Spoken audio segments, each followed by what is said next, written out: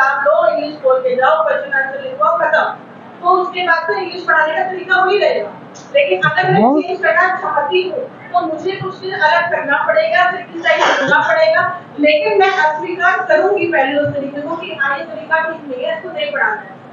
लेकिन जो बेहतर कर पाए। चलो मैं फिर से रख दूं 2 लाइन। मैं वही कह रही हूँ, मैं 2 लाइन रखते हूँ, नहीं पहुंचे तो बताना। बाहर कोई परिस्थिति है जो मुझे स्वीकार है, मैं आराम में हूँ, एक कोई दिक्कत नहीं। बाहर कोई परिस्थिति है जो मुझे स्वीकार नहीं हो रही है और मैं बेचैन हूँ, बेचैन में रहना नहीं चाहता। 2, तीसरा, बाहर कोई परिस्थिति है जो मुझे स्वीकार नहीं है लेकिन मैं बेचैन नहीं हूँ, परेशान नहीं हूँ, क्योंकि मुझे उसका कारण भी पता है, समाधान भी पता है। तो आप ये बताएं कि एक व्यक्ति जो समाधान के साथ हो जाता है, स्वीकार हो भी नहीं रहा या उसको भी स्वीकार नहीं हो रही, लेकिन चूंकि उसके पास समाधान है वो प्रभावित नहीं हो रहा। एक व्यक्ति उसको भी स्वीकार नहीं हो रही लेकिन उसके पास समाधान नहीं है, वो विचलित हो रहा है। तो जैसे जैसे आप समाधान संपन्न होते हैं तो इसका मतलब यह नहीं है कि आप उनको स्वीकार पाएंगे। अव्यवस्था स्वीकार नहीं होती है, बुद्धि इस पावर के साथ है, कोई चूक नहीं होती है। अस्तित्व में मूल जो व्यवस्था का स्वरूप है केवल वही स्वीकार होता है, उससे भिन्न उसको कुछ स्वीकार नहीं होता। पूरे अस्तित्व में हर मानव के साथ ये नियम है। तो स्वीकार तो अव्यवस्था होती नहीं है। भ्रमवश कुछ लोग ठीक मानते हैं, अभी उसको बुद्धि के स्तर पे वो देख ही नहीं पा रहे, कुछ दिन बाद उनको भी लगता है ये ठीक नहीं है। तो फाइनली अव्यवस्था मानव को स्वीकार नहीं होती है, व्यवस्था ही स्वीकार होती है, ये नियम है। लेकिन जिस व्यक्ति के पास समाधान नहीं है वो अव्यवस्था को स्वीकार तो पा ही नहीं सकता ना, चाहे तो भी नहीं कर सकता ना, वो विचलित रहेगा।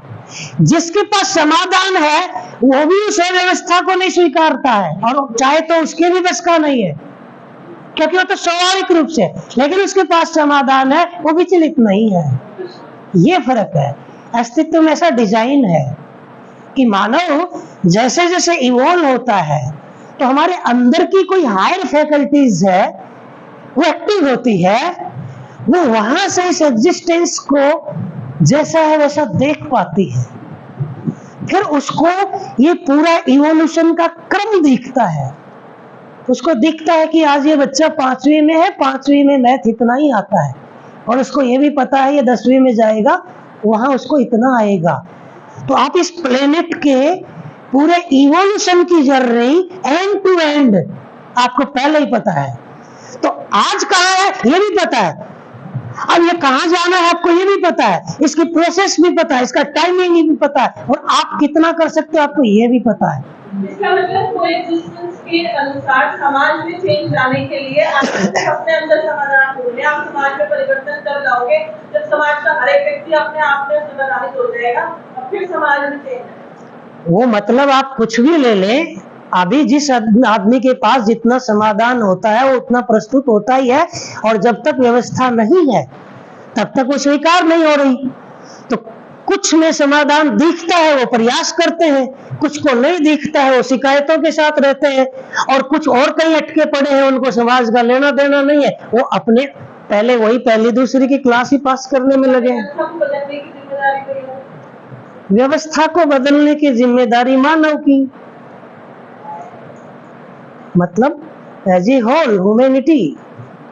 उसमें इवोल्यूशन में कुछ लोग हैं उनमें वो नजरिया विकसित हो जाता है तो उनको ये दिखता है कि ये ज्यादा इंपॉर्टेंट काम है। तो आप देखते ही होंगे समाज में कुछ लोगों का अपना नहीं भर रहा है, इतना जोड़ने में लगे हैं, कुछ लोगों के पास इतना नहीं है लेकिन समाज में कुछ ठीक हो जाए उसमें तुले पड़े हैं। घर वाले उनसे शिकायत भी करते हैं कि घर टाइम नहीं देते, लेकिन फिर भी उनको दिखता है कि नहीं ज्यादा इंपॉर्टेंट काम वो है। इसका मतलब इवोल्यूशन में जैसे जैसे दृष्टि विकास होता है आदमी को कुछ अलग दिखना शुरू होता है। फिर क्या चीज कितनी इंपॉर्टेंट है वो अपने हिसाब से वो देख रहा है। तो ऐसा नहीं है कि कोई नहीं करेगा, जो उस लेवल का आदमी है जो वो देख पा रहा है कि ज्यादा इंपॉर्टेंट ये है, वो करेगा ही। तो ऐसे कुछ लोग आगे जाएंगे ही, करेंगे ही, धीरे धीरे एक वातावरण बदलेगा ही। ऐसे चल के जंगल युग से आज हम यहाँ आए हैं, काफी आगे आ गए हैं। पहले शान से कहते थे कि उस व्यक्ति के पास इतने गुलाम हैं, है ना, शान से कहते थे उन्होंने कब्जा कर लिया। आज हम वहां पहुंच गए हैं कि कोई भी इस धरती पे ये नहीं कह पाया कि मैं, वो जस्टिफाई करेगा कि उन्होंने ये हमारा नुकसान किया, इसे हमें आक्रमण करना पड़ेगा, अपनी सुरक्षा के लिए हमारी मजबूरी है, लेकिन ये नहीं कह सकता कि हमारी दादागिरी है, ये करके दिखाएंगे। इसका मतलब मानव जाति इवॉल्व हो रही है, कलेक्टिव विजडम आगे बढ़ रही है। एक भी धरती का इंसान सार्वजनिक रूप से नहीं कह सकता कि मैं गुलाम रखता हूं और मेरे पास इतने गुलाम हैं। इसका मतलब है कि हम आगे बढ़ ही रहे हैं, वहां से यहाँ आ गए हैं, तो इसका मतलब है आगे भी जाएंगे। तो जहां जहां हमारे को चीजें स्वीकार नहीं हो रही है, इसका मतलब है कि हम वहां से उठेंगे। अब उनमें कौन करेगा, कितना समय लगेगा, ये एक अलग मुद्दे हैं, लेकिन वहां जाएंगे एक दिन।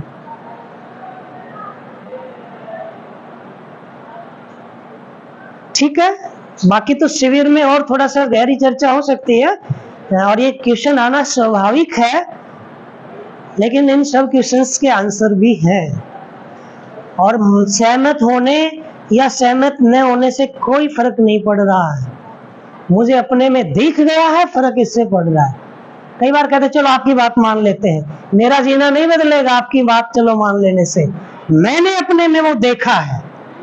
हाँ, ये डिजाइन है एग्जिस्टेंस का, ये मैकेनिज्म है और ये पर्पस है। उसके बाद ये हिलने वाला नहीं है, 2 2 4, ये नहीं हिलने वाला। तो ये मैं कह रहा हूं कि जितनी क्लैरिटी अपने अंदर आएगी और अपने में कुछ चीजें दिखेंगी, तो कोई व्यक्ति सहमत हो रहा है, कोई नहीं हो रहा है,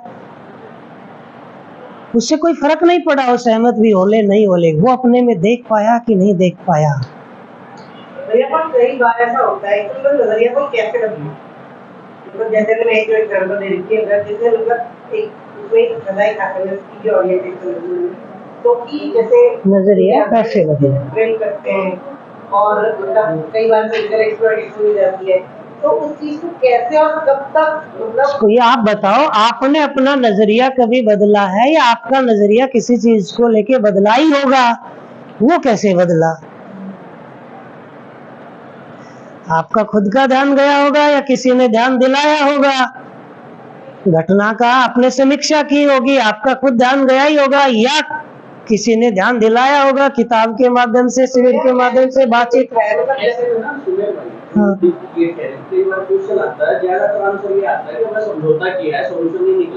हाँ ये भी है। कई बार तो छोड़ के चले जाते हैं, मतलब 3-4 केसेस हैं, मतलब छोड़ के चले गए कि हमें और कुछ नहीं समझ रहा है। तो यहाँ से 2 रास्ते निकलेंगे, आप कैसे आगे बढ़ाओगे दोनों देख लेना। दूसरा आपके लिए प्रपोजल रखा जा रहा है कि भाई स्वीकृति बराबर सुख है, सुख चाहिए निरंतर, तो स्वीकृति भी क्या चाहिए? निरंतर। एक दूसरा, स्वीकृति जो है वो व्यवस्था की होती है कि अव्यवस्था की? इसका कुछ एग्जाम्पल लेके देख ही लेंगे। ये बात भी हम कर चुके कि कभी कभी नासमझी में अव्यवस्था को भी सही मानकर स्वीकार के चलते ही है, लेकिन फिर आपको ही ध्यान दिलाना है कि वहां निरंतर स्वीकृति तो नहीं होगी, आज नहीं तो कल उसके प्रभाव परिणाम आएंगे ही, और आपको लगेगा कि नहीं, हम जिसको ठीक मान के चल रहे थे वो ठीक हो सकता है। कुछ लोगों के लिए 50 साल बाद वो स्थिति आए, कुछ में वो 5 मिनट बाद ही आ जाए, वो अलग अलग तरह के काम है। तो ये पकड़ में आएगा कि यदि निरंतर सुख की कामना है मानव जाति में, तो वो निरंतर स्वीकृति के साथ होगा तो ही ये पूरा होगी। और निरंतर स्वीकृति केवल व्यवस्था की ही होती है, अव्यवस्था की पहली बात स्वीकृति होती नहीं है। ब्रह्मवश कुछ समय हो भी गई तो वो टिकती नहीं है, तो निरंतर स्वीकृति व्यवस्था के प्रति ही होती है। ये एग्जिस्टेंशियल डिजाइन है। तो हमारा फिर अगला प्रश्न क्या बनेगा कि ये व्यवस्था क्या होती है, व्यवस्था कहाँ है, व्यवस्था है क्या चीज, फिर कहाँ है कहाँ नहीं, जहां है वहां कैसे है, जहां नहीं है वहां क्यों नहीं है, वहां कैसे होगी, ये प्रश्न उभरेंगे। क्यों संदीप भाई, ठीक चल रहे हैं हम? तो ये कनेक्ट जुड़ता जाना चाहिए, जिज्ञासाएं जो है क्रम से आगे बढ़ती जाए।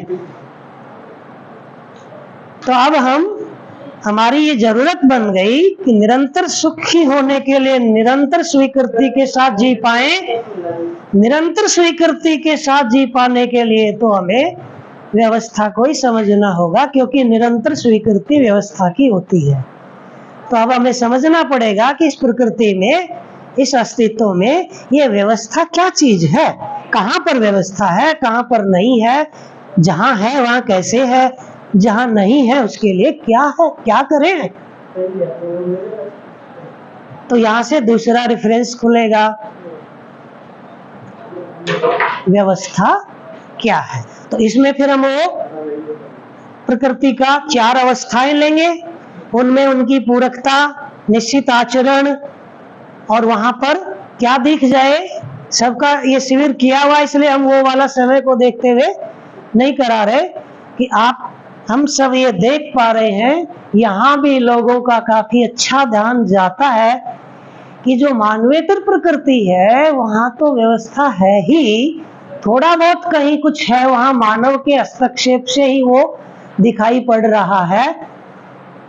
मूल में ये ध्यान गया कि मानव में ही व्यवस्था है, उसकी जरूरत है, और मानव रूपी इकाइयां जो परिवार में रह रही हैं वहां व्यवस्था नहीं दिख पा रही है, क्योंकि मिलजुल के नहीं रह रहे। व्यवस्था में तो सब मिलजुल के होते हैं, और समाज में मानव परिवार जो है मिलके जो समाज बना, वहां ये जो शोषण है, भ्रष्टाचार है, मिलावट है, हिंसा है, का मतलब एक दूसरे के पूरक नहीं है। व्यवस्था की ये शर्त है कि एक से अधिक इकाई हो, पहला। किसी पर्पज के अर्थ में वो सभी इकाइयां क्रियाशील है, दूसरा। और उस पर्पज के लिए वो एक दूसरे के पूरक है कि मिलके वो पर्पज पूरा हो जाए, ये व्यवस्था है। तो व्यवस्था को समझने के लिए एक से अधिक इकाइयों का होना, पहला, कोई पर्पज का होना, दूसरा, और इकाइयों का उस पर्पज के अर्थ में पूरक होना। यदि पूरक नहीं है, व्यवस्था नहीं है। पर्पज का नहीं पता, पूरक तो है लेकिन पर्पज का नहीं पता। नहीं पता से मतलब कोई दूसरा पर्पज लेकर के चले हैं, तो पर्पज भी अपना अपना नहीं चलेगा। अस्तित्व में पर्पज भी है, वही उसी पर्पज के अर्थ में पूरक होना है। नहीं तो आप देखिएगा अभी भी बहुत सारे आतंकवादी संगठन एक दूसरे के पूरक होते हैं, बहुत तालमेल के साथ काम करते हैं। जी, अभी आपको हम सभी ये मानते हैं कि आपने जीवन विद्या में बहुत अच्छे से डीपली स्टडी की हुई है। मैं ये मानती हूँ कि आपके पास सभी समाधान भी होंगे, तो कोई भी सिचुएशन होगी नहीं होगी, बट मोस्टली होगी। तो मैंने ये मान लिया कि आप समाधान के साथ, जिस कागज पे मैंने साइन किए, जिसपे मैं आज तक परेशान हूँ, उसपे आपने भी किए थे, तो आपने भी वो अव्यवस्था स्वीकार की, आपने उसके लिए समाधान में क्या किया? अलग से बात करें, इतना कहूंगा कि वो मैंने स्वीकार नहीं की, मुझे उसका कारण दिखता था, पहला उसका प्रभाव भी दिखता था, ठीक, और उसका समाधान भी दिखता था। मैं एक एग्जाम्पल दे देता हूँ, फिर उससे ये कनेक्ट हो जाएगा। इसको थोड़ा रिकॉर्ड की आवश्यकता नहीं पड़ेगी, कुछ चीजें ऐसी हैं, वो उनका अधिकार है कि उनको क्या शेयर करना है। जी, नियम की बात करना तीसरा लेवल है, रास्ता वहीं से निकलना है। फाइनली नियम कैसे काम कर रहे हैं, चैतन्य संसार के भौतिक संसार, रास्ता वहां से है। और वो हमें दिख गया तो हम एजुकेशन में दिखा पाए, उससे ये जो बाकी का है रास्ता उसी से निकलने वाला। अब हम इनकी कितने भी चर्चाएं कर लें, ठीक वैसे ही जैसे अंधेरे को हम 1,00,000 करोड़ साल कोसते रहे, कोसने से अंधेरा दूर नहीं होगा। उजाला कैसे होता है, इस और बात करके उजाले का प्रयास करे तो अंधेरा भी दूर हो। तो अभी एक व्यक्ति को जितना जैसा दिखा अपने जगह, या तो कोई दूसरा रास्ता था ही नहीं या उसको दिखा नहीं।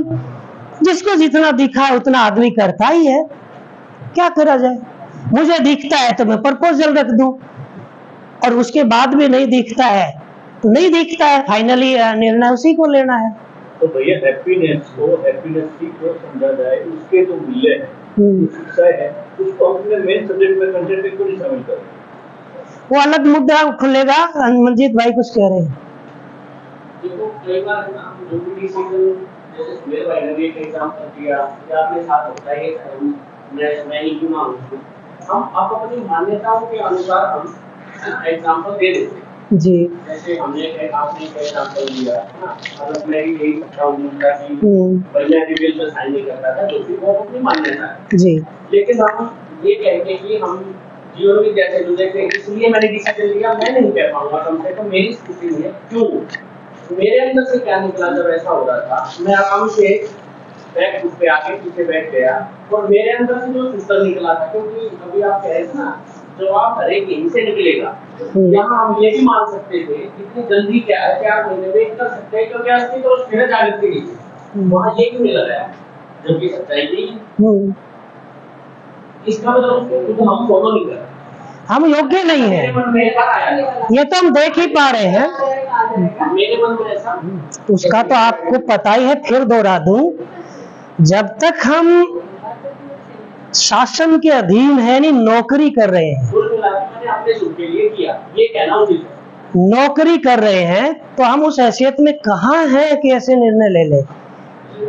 सीधी सी बात यही आई ना।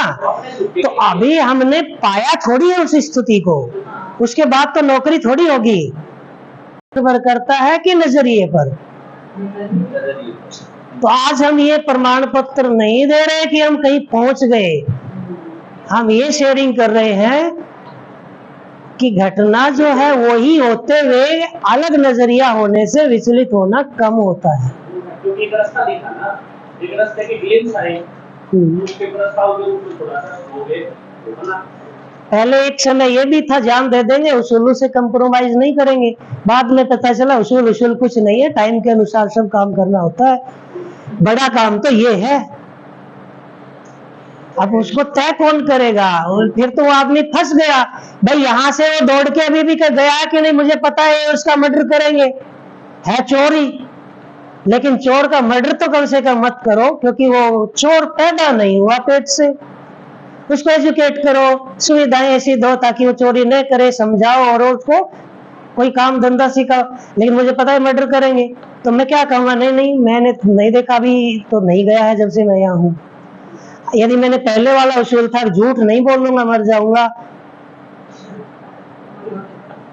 एक समय वो भी था, पता चला अरे काई का वसूल यार, वो भी ये भी ऐसे ही है, चलो भाई मैंने नहीं देखा भी कोई नहीं गया।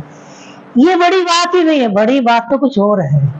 तो और बड़ी दिखने पर ये बात इतनी बड़ी नहीं लगती, मानते हैं कि ठीक नहीं है लेकिन इतनी बड़ी नहीं है कि इनमें समय गंवा दे। साइन नहीं किए, साइन कर दिए, हम ये नहीं कह रहे वो ठीक है, लेकिन हम कह रहे हैं जब बड़ा कुछ दिखता है तो ये चीजें इतना प्रभाव नहीं डालती है।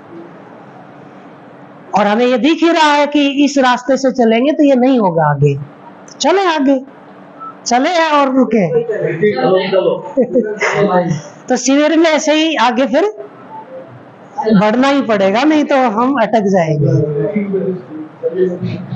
तो व्यवस्था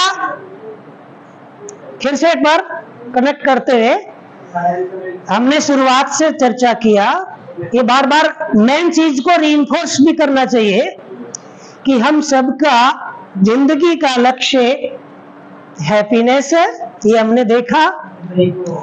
हैप्पीनेस भी है ना, हमेशा हम हैप्पी रहें, ये हमारी जरूरत लगता है।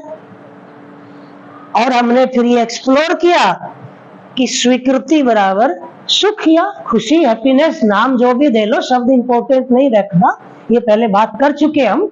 रियलिटी इंपॉर्टेंस है वो देना। और ये भी देखा कि निरंतर सुख के लिए निरंतर स्वीकृति, ये भी चर्चाएं हुई कि निरंतर स्वीकृति व्यवस्था के प्रति होती है, अव्यवस्था की स्वीकृति होती नहीं है। थोड़ा बहुत भ्रमवश हो भी गई तो वो टिकती नहीं है। तो निरंतर सुख के लिए निरंतर स्वीकृति व्यवस्था के प्रति ही होती है। यदि व्यवस्था है तो स्वीकृति बनी रहती है।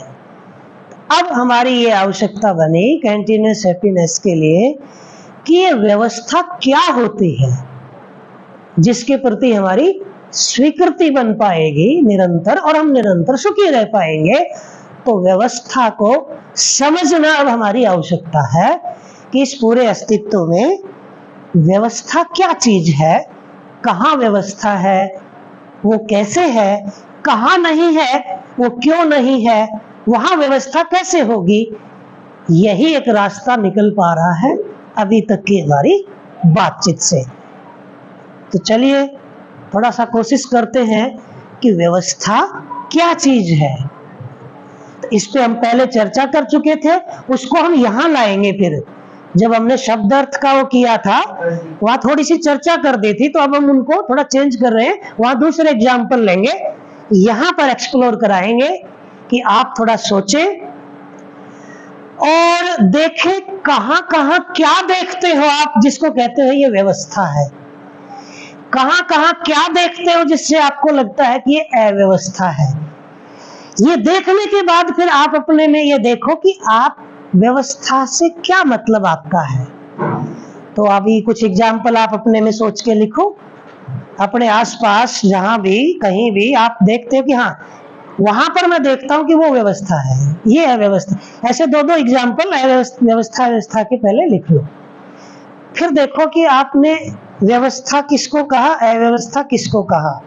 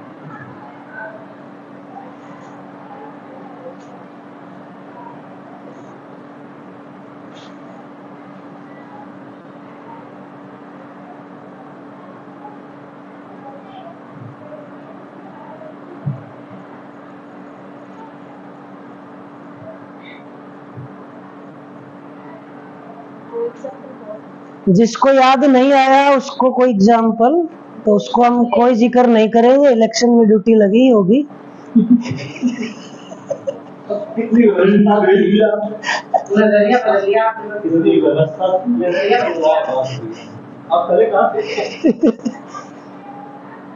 तो समय और चाहिए कि कुछ याद आए होंगे, तो ऐसा हम ज्यादा नहीं, थोड़ा रिफ्लेक्ट करने के लिए 2-3 मिनट बीच बीच में देनी चाहिए, ताकि हम सब देख पाए, अपने में झलक मिल जाए। अच्छा हाँ, इसको हम कह रहे हैं भाषाभास, व्यवस्था व्यवस्था। लेकिन जब आप डिफाइन करने जाओगे वहां चैलेंज आता है, इसका मतलब प्रतीति नहीं हुई है, भाषाभास है। इलेक्शन में ड्यूटी थी कि नहीं? सामान जमा कराने में थी ड्यूटी, तो आपके वहाँ ठीक ठाक था, खाना बढ़िया गरम और तैयार मिल रहा था। तो इसका मतलब है कि अव्यवस्था में भी आदमी अविचलित रह सकता है। देखना है, अपने में उदाहरण मिल रहे हैं, और उसी अव्यवस्था में बहुत विचलित वाले भी हैं। तो आप विचलित नहीं थे, आपने क्या सोचा? और मैंने खाना भी खाया, ऐसा नहीं है कि नहीं हाँ, खाया। तो आपने क्या सोचा उसको देखकर जाके विचलित नहीं? उस समय सोचा क्या? कुछ भी, जो ठीक है भाई, इतना बड़ी वो है, हो जाता है, इतना बड़ा है, हो जाता है। देख रहे हैं आप, ये आपका जो देखना है, देखने का नजरिया है ना, इसको पकड़ना चाह रहे हैं। व्यक्ति समझ के अनुसार आचरण करता है, उस अधिकारी भी ऐसे जाके जी। तो आप देख पा रहे होंगे, जहां जहां मानव की बात आ रही है, मानव एज ए यूनिट अपने में देखें तो भी मानसिक रूप से या मानसिक और शारीरिक के तालमेल में शरीर में कहीं अव्यवस्था है, या सोच विचार में, जब तक तनाव दबाव देख। और यहाँ से आगे चलेंगे तो मानवीय व्यवस्था में क्या आएगा? परिवार। परिवार में हम देखने गए तो वहां भी देखने में आता ही है, लोगों में झगड़ा, केस, गाली गलौज, ये वो, तो वो मिलजुल के नहीं रह पा रहे। फिर समाज, तो इसका मतलब है कि जहां जहां मानव और मानवीय व्यवस्थाएं हैं, वहां वहां हमें व्यवस्था की अभी तलाश है, प्यास है, अपेक्षा है। वहां वहां व्यवस्था नहीं दिख रही। जब भी लोग जाते हैं कहते यहाँ कोई व्यवस्था है, और हमारे जो ये सिस्टम बनाए हैं एजुकेशन का, अभी ट्रांसफर हो रहे हैं, ठीक ठाक है व्यवस्था। तो इसमें हम आगे बढ़ सकते हैं कि व्यवस्था को समझने के लिए आप जहां व्यवस्था है वहां समझ पाएंगे, या जहां व्यवस्था नहीं है वहां व्यवस्था को समझ पाएंगे। तो अभी तो मानव और मानवकृत मानवीय जो व्यवस्थाएं हैं, वहां तो व्यवस्था का स्वरूप हमें पूरा दिख नहीं पा रहा। कहीं कहीं ठीक ठाक कुछ दिखता है, कहीं नहीं।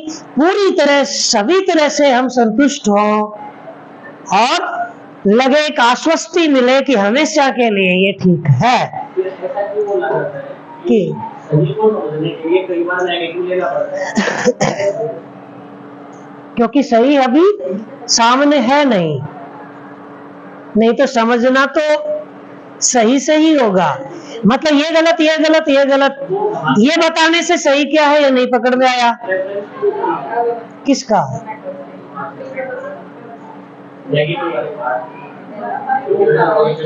वो तो इसलिए है कि हमें जो अभी स्वीकार नहीं है वो वाला ये है। जी, क्योंकि व्यवस्था का स्वरूप अभी, हाँ यही कह रहे हैं कि अभी हमें व्यवस्था को समझना। तो प्रश्न ये बना, व्यवस्था को समझे कि व्यवस्था क्या चीज है। तो जहां व्यवस्था है उसको समझने से ही समझ में आएगा, या जहां व्यवस्था नहीं है और पहले से व्यवस्था का हमें पता नहीं, तो समझ में कैसे आएगा। तो चूंकि मानव, मानवीय व्यवस्था यानी परिवार, समाज, इसमें जो व्यवस्था का ऐसा स्वरूप जो सबको स्वीकार रहे और हमेशा के लिए आश्वस्ति रहे कि ये ठीक है, ऐसा दिख नहीं रहा, तो वो स्वरूप व्यवस्था का कैसा होगा, अब वो तो हमें पता ही नहीं है। तो कह रहे हैं कि हम यदि कहीं व्यवस्था का कोई स्वरूप है, पहले उसको देखते हैं, वहां से कुछ मूल सिद्धांत पकड़ में आएंगे व्यवस्था के, तो फिर हमें समझ में आएगा कि मानव रूपी इकाई और मानवीय व्यवस्थाएं, उसका स्वरूप क्या होता है। वो वहां से समझने के बाद समझ में आएगा। तो हम जब मानवेतर प्रकृति को देखते हैं,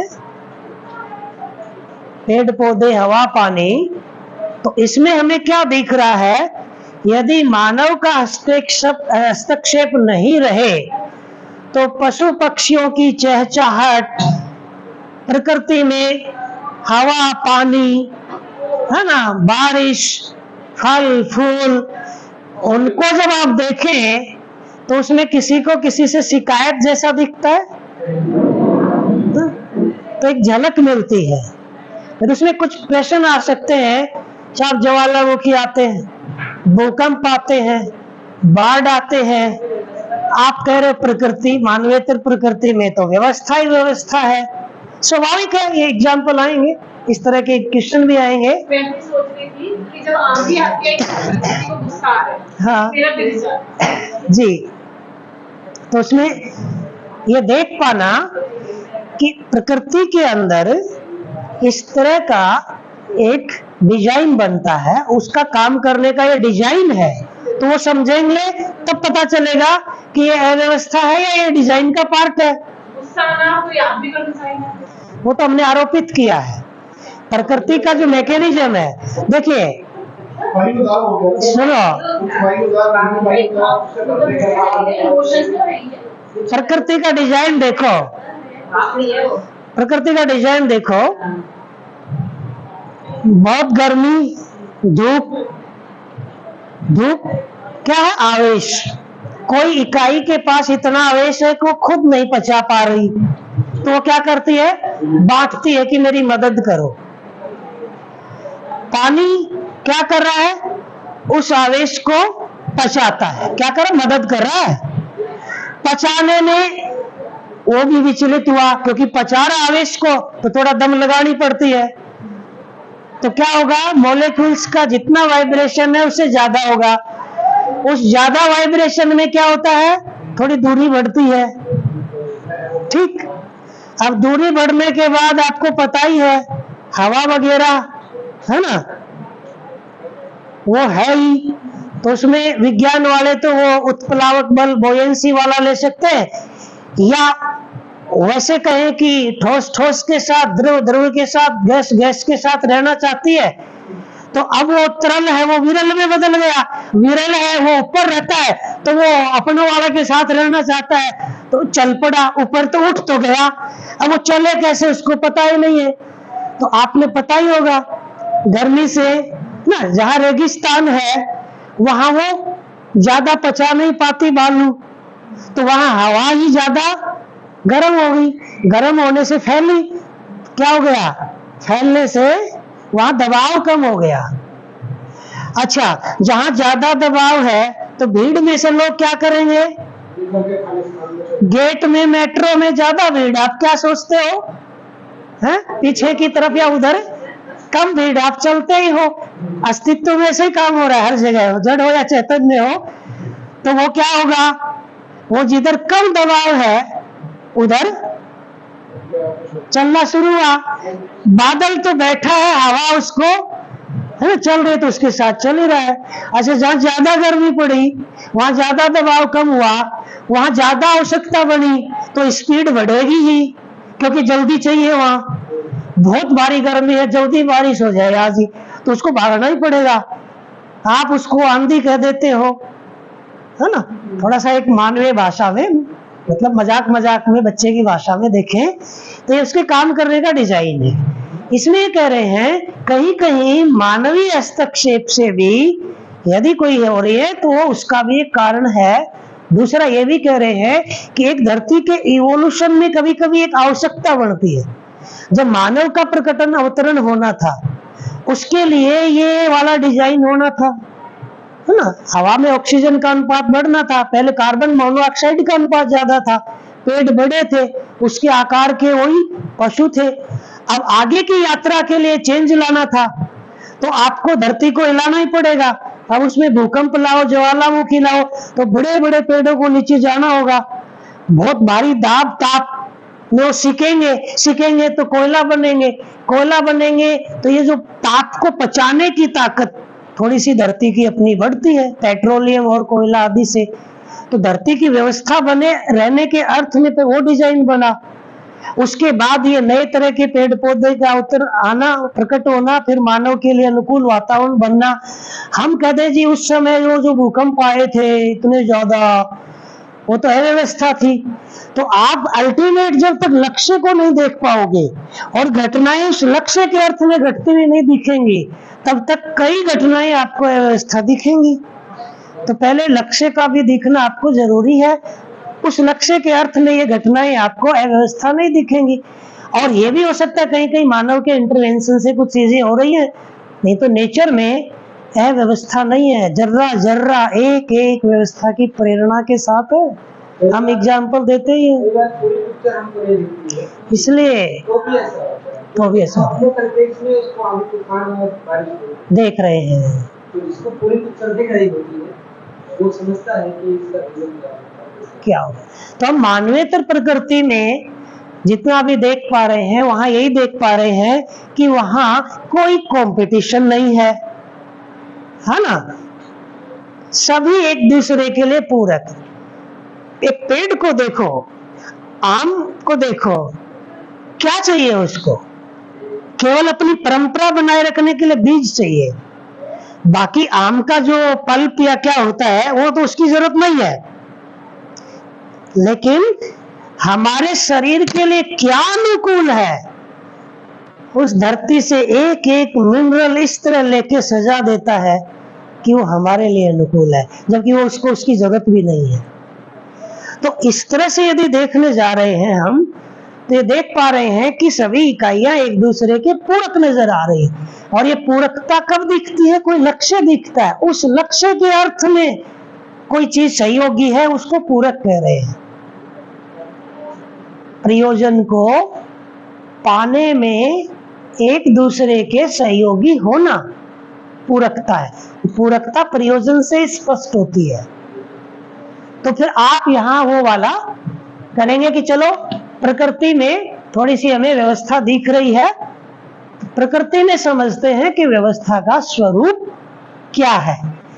चारों अवस्थाओं का फिर ग्रुप बनाएंगे, फिर उनमें एक एक टास्क दे देंगे कि ये ग्रुप या ये दो ग्रुप ये देखेंगे कि पदार्थ अवस्था और प्राण अवस्था एक दूसरे के लिए कैसे कैसे पूरक हैं, यानी एक दूसरे के लिए कैसे कैसे सहायक उपयोगी है। इसके पहले तो हमें वो पदार्थ अवस्था, हाँ वो पहले एक एक्टिविटी भी है। समय रहते तो वो डाल सकते हैं, कुछ शब्द आप बोलिए और आप 4 कॉलम बना लें, टाइटल ले दें और आप लिख दें, और फिर आप एक्सप्लोर करा सकते हैं कि हमने इनको जो भी चीजें आई उनको 4 भागों में बांटा, तो एक अनुमान लगा पाओगे एक जैसी चीजें हैं, ये किस ओर संकेत करती है। फिर आप टाइटल दे दें, फिर आप जोड़ सकते हैं कि देखो पूरी प्रकृति में जितनी भी चीजें हैं हम अलग अलग आधारों पे अलग अलग वर्गीकरण करते हैं समझने के लिए। एक ये भी वर्गीकरण है। आगे हम बात करेंगे कि इस वर्गीकरण का आधार क्या है। पहले एक बार देखते हैं कि यहाँ व्यवस्था का स्वरूप कैसे है।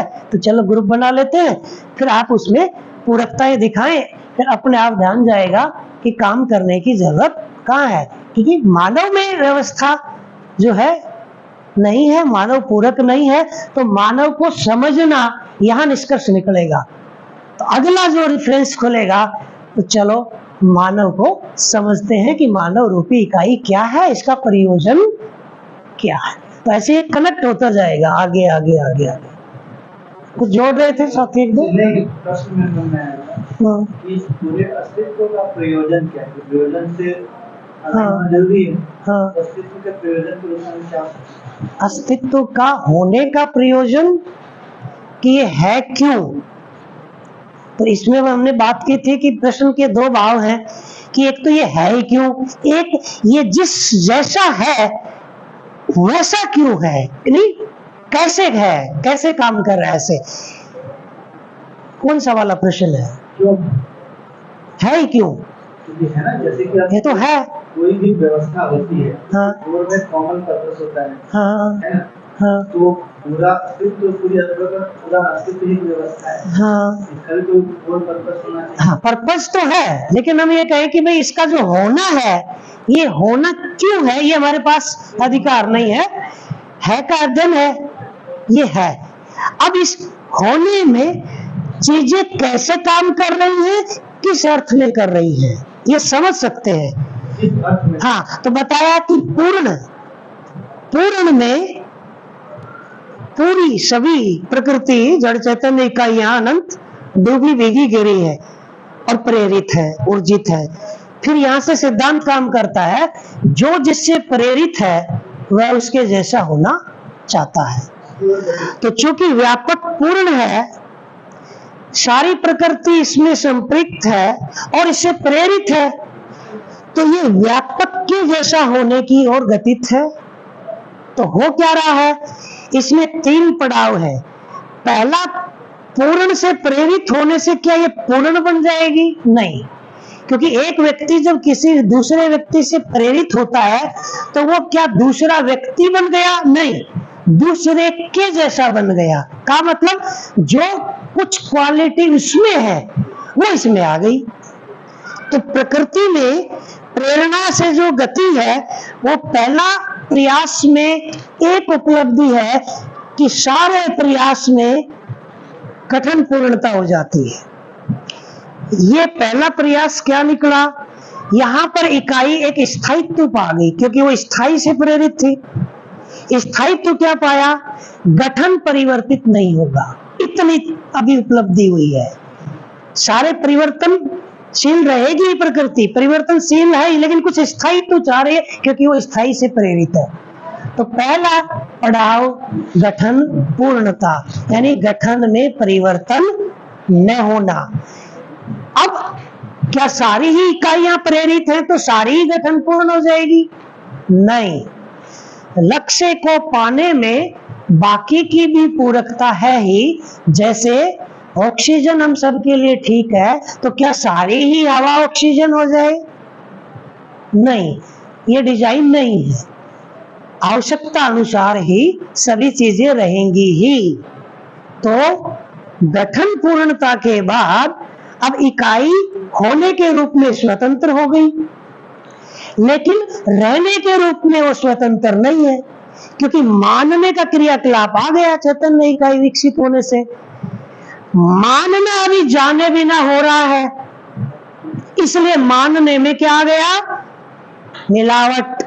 जो जैसा है उससे कम अधिक या भिन्न मानना होने लग गया, क्योंकि ये जाने बिना मानना हो रहा है। जैसे ही कम अधिक भिन्न मानना हो रहा है वो पूरकता में जाता नहीं है, तो दिक्कतें आती हैं, समस्याएं आती हैं। समस्या स्वीकार नहीं है तो अंदर पीड़ा होती है।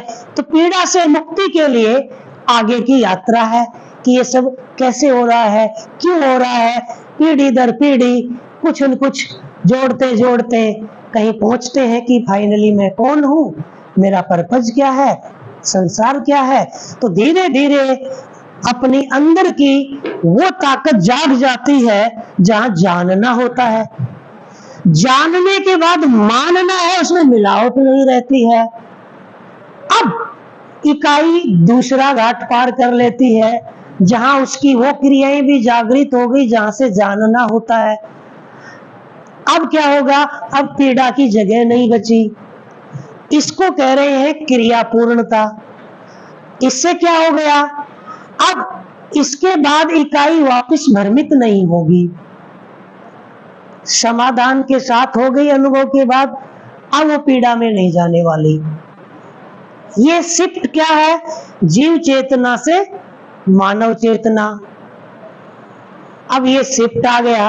अब अमानवीय कहो या जीव चेतना वाला काम वो इकाई नहीं करने वाली कभी भी। आगे की यात्राओं में भी कहीं हो भी रहा होगा, या तो वो शरीर यात्रा ही नहीं शुरू करेगी, वो इकाई कर भी लेगी तो उस वातावरण में जो हो रहा होगा अमानवीय, वो उसको स्वीकार होगा ही नहीं।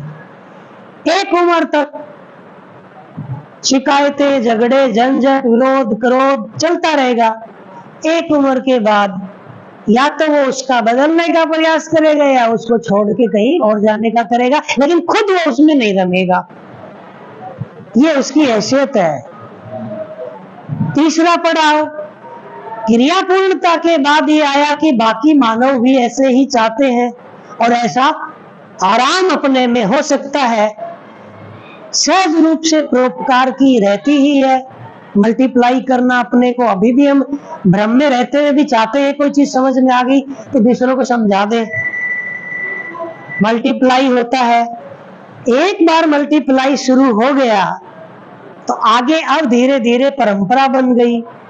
ठीक वैसे ही जिस दिन माता पिता ये देख लेते हैं कि मेरी संतान समझदार हो गई है, पैरों पे खड़ा हो गई है, इनके जो बच्चे होंगे उनको ये पैरों पे खड़ा कर देंगे और समझदारी इतनी दे देंगे कि वो सुखी रह पाए। जैसे ही पेरेंट ये देख लेता है, आराम में आ जाता है कि अपने आप संभाल लेंगे। और जब तक वो उस लायक नहीं होते कि वो आगे वाली पीढ़ी को तैयार कर देंगे, तब तक वृद्धावस्था तक ये रहता है कि ये कैसे करेंगे, उनको कैसे संभालेंगे। तो जैसे ही एक जागृत व्यक्ति जागृति की परंपरा शुरू कर देता है, वहां वो मल्टीप्लाई कर देता है, तो कह रहे हैं वहां वो पूर्ण तृप्ति को पा जाता है। उसको कह रहे हैं तीसरा पड़ाव, आचरण पूर्णता ना। पूरा मान में आचरण है, उसके साथ जीने का प्रमाण दे दिया, यानी कि मल्टीप्लाई कर दिया। अब पीढ़ी दर पीढ़ी ये संख्या बढ़ती जाएगी, धरती पर जागृत परंपरा होगी। ठीक वैसे ही जैसे धरती घूम रही है, अब कुछ भी थकान है नहीं है, रुकावट नहीं है, यदि कोई हस्तक्षेप नहीं है तो अनंत काल से धरती घूमती रहेगी। घट क्या रहा है? बीज से पेड़, पेड़ से बीज। यदि कोई भारी हस्तक्षेप नहीं है तो अनंत काल तक ये साइकिल चलता रहेगा। समुद्र से बादल, बादल से बारिश, इसमें घटता क्या है यदि हस्तक्षेप नहीं है। ऐसे ही यदि जागृत परंपरा आ गई तो चारों अवस्थाएं हैं वो नियमित, नियंत्रित, संतुलित रहते हुए परंपरा बनी रहेगी अनंत काल के लिए। किसको क्या गड़बड़ है यदि हस्तक्षेप नहीं है तो क्या हुआ? जिस स्थिर में डूबी भीगी गिरी और स्थिर से प्रेरित थी, उसमें स्थिरता पा गई। क्या है ये स्थिरता? निरंतरता ही स्थिरता है।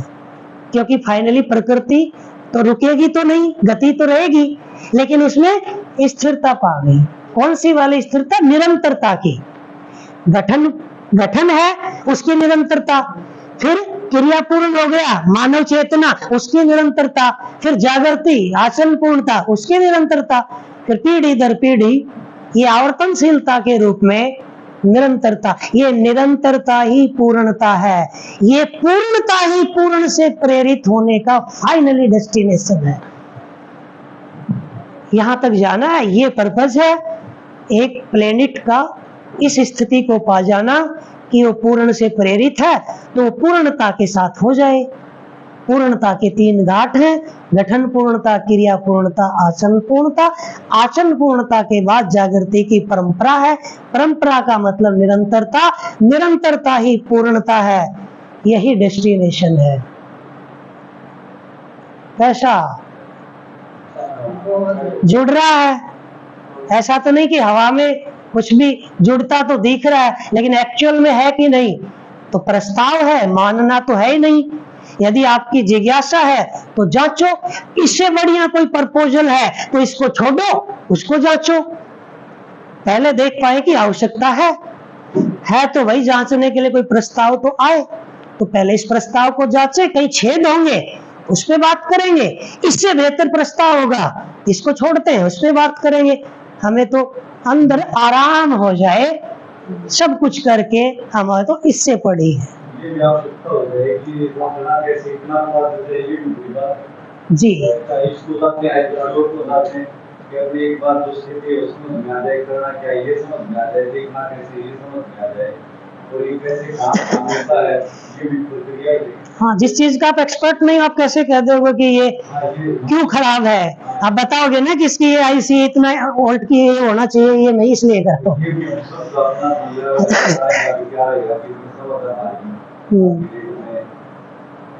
लेकिन हमें वहां ये नहीं रखना है, ये तो हमारी कैपेसिटी के लिए है, क्योंकि इसके पीछे का बहुत पहले की हम सबकी तैयारी है इन शब्दों की।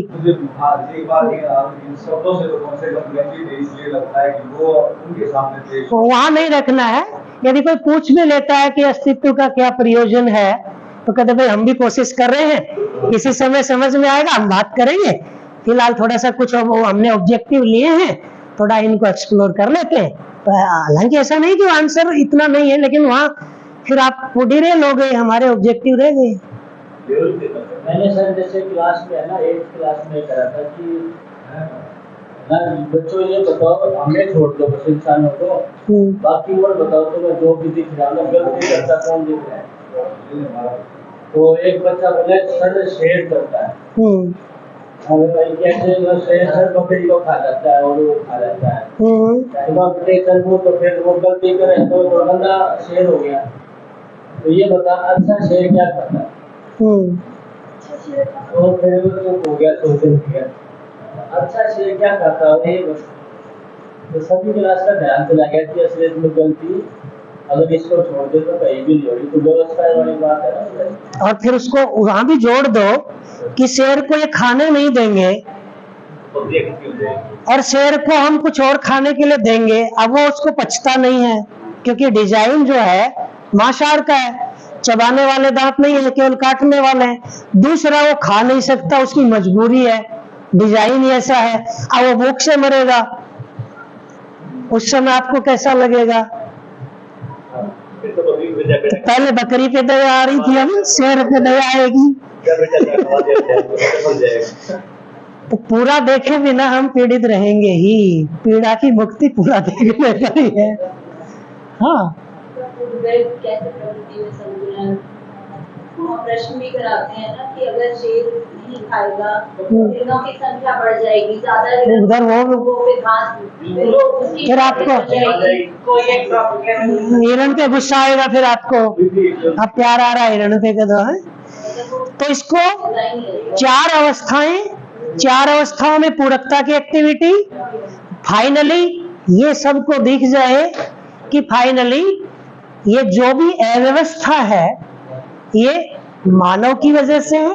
मानव ही पूरक नहीं है, बाकी मानवेतर प्रकृति पूरक है।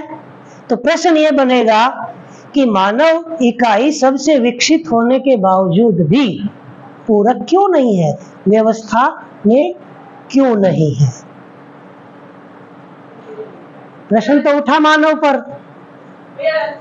हाँ, वही छोड़ रहे हैं इसको कि इसका मतलब है कि हमें मानव को समझना पड़ेगा कि ये मानव व्यवस्था में भागीदार क्यों है, इसका आचरण निश्चित क्यों नहीं है।